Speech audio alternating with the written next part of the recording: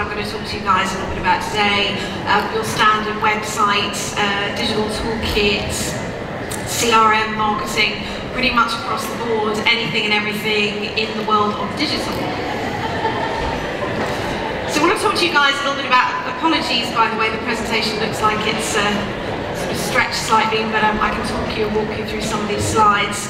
Please feel free to ask questions throughout the presentation, by the way. It's supposed to be a little bit interactive. But I want to talk to you guys today about mobile and the importance of mobile as a platform moving forwards. How many of you guys in the audience here have got a smartphone? Let's just see a show of hands.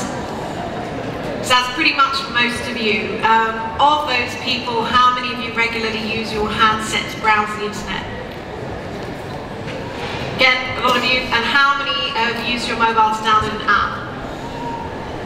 Most of you, good. So you're pretty familiar with the space, you're pretty familiar with the ecosystem. I think one of the really common trends that we've begun to see over the past 6 to 12 months is the fact that digital generally as an ecosystem is becoming an awful lot more commoditized. And rather than referring to things separately, whereas once upon a time it was web, it was mobile, they were dealt with very much as two different environments, it's one and the same. The importance of optimizing what you guys are doing for a variety of platforms, whether it's mobile, whether it's tablet, whether it's sort of various different digital services, is becoming increasingly important. So one of the points on this slide, according to Google, now over 50% of the UK own a smartphone, so it's not why should I be investing in mobile, but how should I be investing in mobile? What does success look like for you? And I think this is a really important point. Whether you're an artist, whether you're a brand, or whether you're a service, you're probably looking for pretty different results from mobile, whether it might be data capture, whether it's getting closer to your fans or closer to your consumers, whether it might be selling something. And I've got two kind of interesting examples here, doing pretty much different things, two totally different kinds of businesses. You've got Asda over here on the left-hand side, and you've got Richer Sounds on the right-hand side. So grocery home delivery has become 200% more popular year on year across the UK, and Asda know that well over 50% of its customer base own a smartphone. So for them, the ability to actually create an app that allows people to check on the real-time delivery of their groceries and order using the mobile phone 24/7 wherever you are, again, that's becoming increasingly important in terms of a method and a way of driving revenue, driving income, and actually taking the experience that they have online into a mobile environment.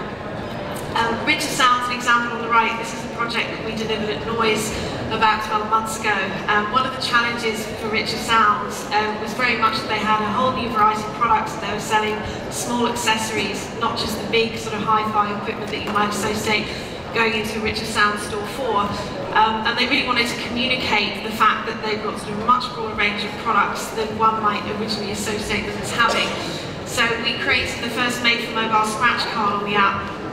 The idea being that there's a push notification sent to all of the customers that have signed up to the VIP Club every week with the ability to win one of 500 prizes, from your sort of big TVs right the way down to things like headphones, cabling, mugs, and some of the smaller things they do, really just to illustrate, to encourage engagement and to really illustrate some of the new things that they were doing.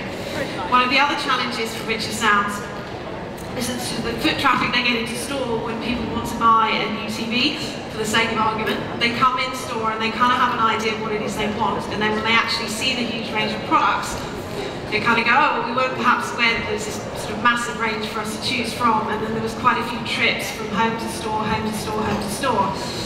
So we developed a tool for them that allows a consumer to take a picture of the wall or the area of the room that they want the equipment to go in, and then actually be able to drag and drop it in real time. So they have an idea of look, feel, size and fit before they even walk into the store. And from Richer Sounds' perspective, that minimises the time from decision making through to actual purchasing. So again, it's another way that you can use mobile as a truly sort of integrated digital tool, but in a way that's completely bespoke and synonymous with mobile. Find your influencers. One of the things you can't see on the left-hand slide, identify, reward and keep them close. One of the things that mobile allows you to do as a tool is not only to aggregate a huge amount of data about your consumers through what they're actually doing within your mobile environment, but also to communicate with them on a very regular basis, 24 hours a day, in a way that's perceived as being less intrusive than a lot of the sort of email marketing that's becoming a little bit outdated. So break it down. When you're considering your mobile strategy, there are sort of 3 core elements here: objectives, metrics, spend and ROI. And an important point to note is to not forget the fundamental principles of marketing. Just because we're looking at mobile or digital as a new platform, the same things apply. Understanding who your consumer is, understanding where they are, understanding the budget that you've got to spend relating to actually the ultimate end result, the objective, and the money you're going to be making is still of absolute core importance. Context still counts. What you also count potentially still the left-hand side. Content is king, context is queen, distribution is prince. If you can have a bit closer look at the picture on the right-hand side, with the billboard immediately in the foreground actually says, "Where's Daddy?" and then there's an advert for it. Spearmint Rhino immediately behind. Again, it's completely all about the context in which people are absorbing your content, people are actually using your tool, using your app. Content are absolutely still king, always still the most important thing, but considering where your consumers are, how they're going to be, if it's sort of an artist or band, how they're going to be listening, where they're going to be listening, what you're actually going to be serving them and when is key. Mobile is a gateway. The 2 examples that I want to talk to you about here, one on the left, Ministry of Sound, one on the right, Take That, and again goes back to what I was saying before about context.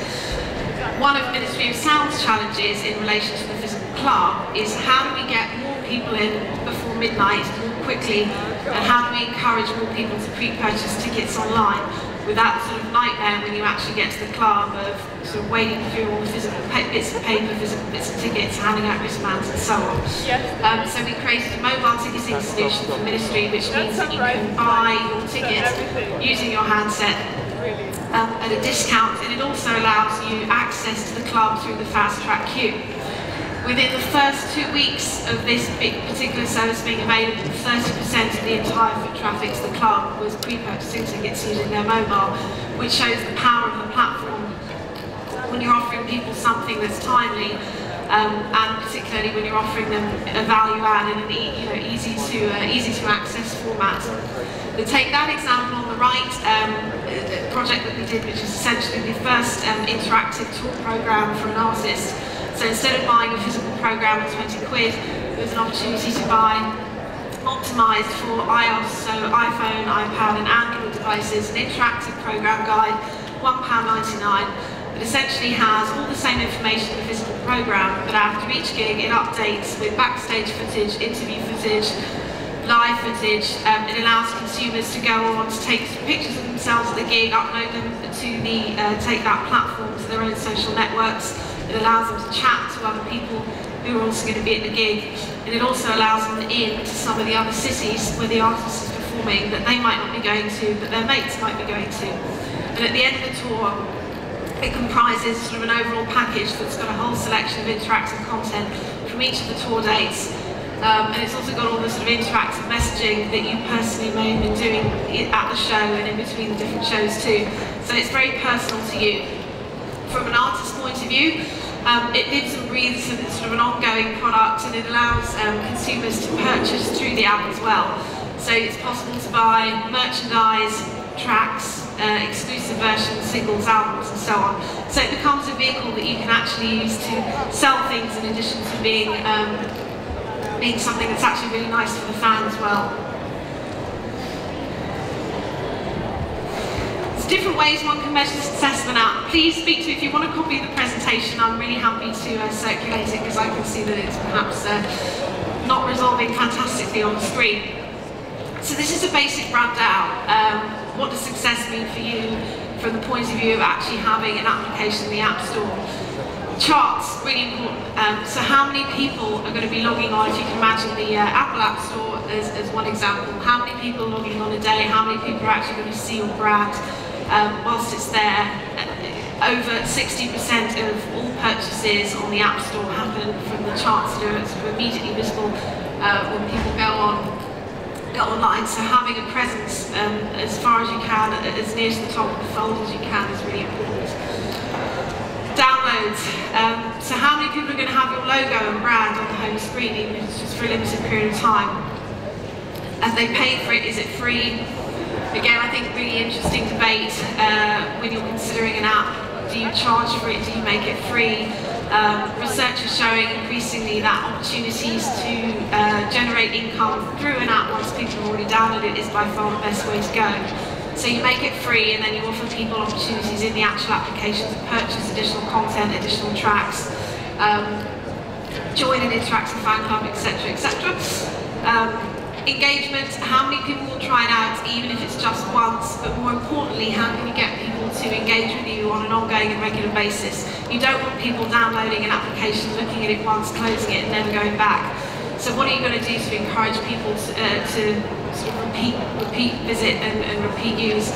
Is it content that you're going to upload on a regular basis? Are you going to incentivize people to visit? Are you going to give them money off something? Are you going to allow them to get tickets, for example, to a gig first before anybody else? What's actually your USP? What's the reason for being? Novelty value and press hype. How can you possibly get your app out there? How can you get people to talk about it once it's actually released? So on the one hand, you can rely on visibility simply for positioning in the charts, but how can you make sure that people are positively referencing you? How can you make sure that they're writing about it? What are you actually giving them as a means to do that? What's the reason that people are going to want to kind of come back?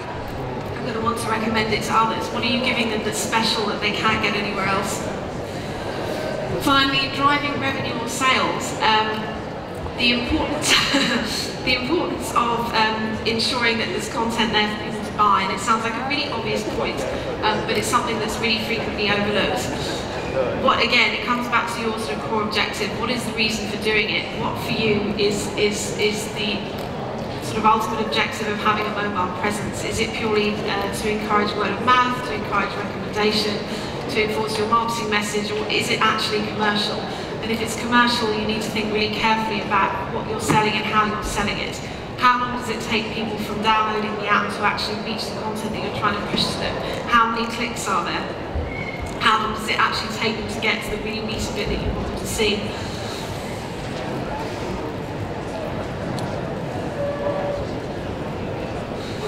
I think another important point, starting to talk about how you go from having an offline proposition or a website to actually optimizing it for mobile. I think you've got to think about some of the text on the right that I'm going to talk you through. You've got to offer users entertainment, or you've got to offer them something that's useful, or preferably both. So again, it's having a really clear vision and having it really sort of clear in the front of your mind what it is that people are going to be doing once you actually give them the app. Design your app for the largest mobile platforms. Again, sounds very obvious. Most people know about the benefits of developing for iPhone, but Android as a platform is becoming increasingly significant. There are more Android devices in the market today than there are iOS or Apple devices. Even though the marketplace is slightly different, I think it's really important to start considering, you know, where are your consumers, what kind of device have they got, and how can you access them. So once you've actually got your application, how are you going to tell people about it? Target your existing customers through channels that you already use to reach them. And again, it sounds like an obvious point, but are you doing print media? Are you doing outdoor advertising? Do you do a lot of press? Is email marketing significant for you? So really just making sure that there's a call to action on as much of your marketing collateral as possible. Link mobile ads shown in other free apps directly to your app's download page. Again, sounds obvious, but if you're going to spend money on mobile advertising, make sure it's really easy for people to access and to get to your product quickly with one single click, rather than having to retype in a new address or a new URL or search for it independently. Use mobile search ads to guide users directly to the app in the marketplace. Again, if you're going to have a presence on mobile, think about how you're going to drive people to your app actually using the mobile infrastructure and mobile as a framework. So do consider mobile advertising. It's becoming an increasingly important way of getting consumers in front of your product. Time your promotional efforts to coincide with your PR push. Receiving lots of downloads quickly boosts rankings in some app stores. Again, sounds like an obvious point, but the more downloads you can get in the quickest period of time, the more beneficial it actually is for you. There's a couple of examples, I don't know if you can see there on the left-hand side. The left one is for Starbucks. The objective of the Starbucks app is to generate customer loyalty and drive additional transactions by letting more than 1 million people who've downloaded the app locate stores, scan barcodes, register, reload their Starbucks card, which is their loyalty program, share their locations and favourite drinks via social networks. So again, for Starbucks, it's absolutely about getting the brand out there and encouraging people to put more money onto the loyalty card. So ultimately for them generating more revenue and encouraging uptake of more consumers. The one on the right hand side is for Domino's Pizza. And this lets, believe it or not, this lets customers order more than 1.8 billion pizza combinations from anywhere and follow the order's progress step by step on their phone. So it might be that you're at work, you want a pizza, you're kind of on the bus on the way home. It lets you order so in time, within literally 5 minutes of walking through your front door, then you've got your dinner on the table. So again, it's thinking about how to use mobile as a platform to deliver a really optimum customer experience. Maybe not directly relating to music, but I think you can sort of start to see a pattern. Really important point as well, native app or optimised for mobile. Up to this point, there's been an awful lot of discussion about building applications that are bespoke to the actual platform that are going to feature them. So you might build a native app for iPhone, you might build a native app for Android, and actually outside of that environment, it's not really possible to access. I think one of the most basic things everybody needs to think about at the moment is optimising their website for mobile. So it's no more thinking about an app as a separate entity to your website, but actually thinking about people who are going to be viewing your website using their mobile device. It's just an interesting example. Again, apologies, the text on the right-hand side of the screen is disappearing. Ticket Now's mobile optimised site. You can see there are two examples here. The one on the left is the Tickets Now site before it was optimised for mobile. The one on the right-hand side you can see is a lot cleaner. It's a lot more easy to navigate. And again, much better experience on a mobile device. When Tickets Now launched their mobile optimised site, it doubles the company's mobile sales and increased ticket sale conversions by 50%, which really shows the importance of having a solid understanding of how to use this platform. So these dramatic before and after numbers are really common when brands first launch their mobile optimised site, particularly if you've got a brand that's already generating significant interest. From a user experience point of view, there's absolutely nothing better. There's nothing worse than viewing a website on a mobile device, having to stretch the screen to see the text, and for it to be an absolute struggle to get to where you want to be. Again, interesting point here, if you go to howtogomo.com, it's a free service and it allows you to test your site's mobile appearance. It will also generate a custom report for you for free with a series of recommendations on what to do in the most cost-effective way to ensure that your site's optimised for mobile. So this is a pretty good tip, particularly on the basis it doesn't cost anything. You don't have to pay a consultant or a development agency to do it for you. It will allow you to have a much better idea of the experience of your particular online presence for a whole variety of different handsets. Smart Marketer's Checklist. Apologies, there's an awful lot of text on this slide, but again, I want to make sure that it's available for you guys to take away. But it's essential rundown on all the important things to make sure that you consider when you're developing for mobile. So just, again, covering the basics to ensure the marketing team considers mobile in the context of your overall campaign, to make sure that it's part of it, to make sure that it's properly integrated, it's not an afterthought. So if you guys are going out and you're creating TV ads or press collateral or anything else, that you make sure that you gather your assets for mobile at the same time. It's a much more cost-efficient way of doing it. So, secondly, considering that management of your mobile social ecosystem might be best placed with an existing ad agency or somebody that you already use for offline media, you need to consider that you might need a little bit of specialist expertise in the space, particularly if you're not 100% comfortable with it as well, to make sure you get the best results. Define your value proposition and determine what your consumer actually wants from your brand or from your particular artist on mobile. Don't just copy what you're doing in other areas. It might not be the right thing to do, and you're actually probably not getting the best out of the platform.